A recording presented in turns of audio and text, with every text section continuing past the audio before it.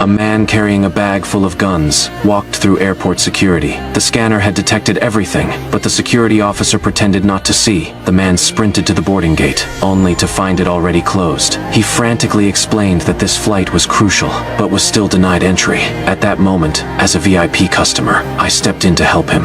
Miss, how bad can it be? When the security personnel saw me, they had no choice but to let him through. I never imagined that this decision would haunt me. The bag filled with guns was stowed in the overhead compartment. The plane took off on time. Over 200 passengers were trapped on the same flight. The danger had already begun. The hijacker thought everything was perfect, but a young girl spotted a flaw. She saw a terrifying object on the floor, bent down to pick it up, and her face paled instantly. She brought the object back to her seat. Her companion sensed her anxiety.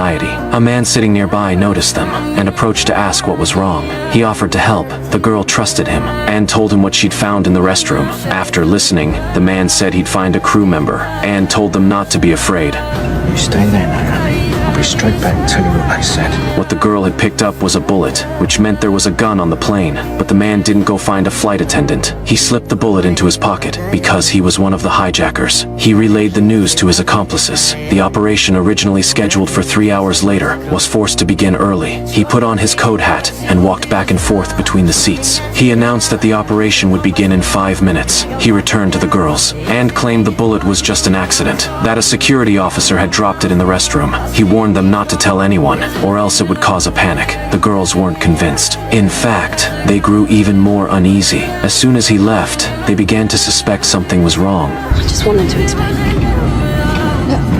No, Mona. Think about it.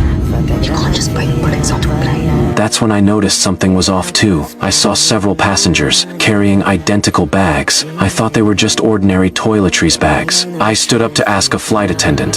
Sorry, yeah, I didn't get a wash bag. You don't get a wash bag? Only on the overnight flights? So no one's got a wash bag. After getting the answer, my heart began to race. I walked past those people's seats, deliberately slowing my pace, staring at the bags in their hands. Just then, a hijacker entered the restroom and began assembling a fire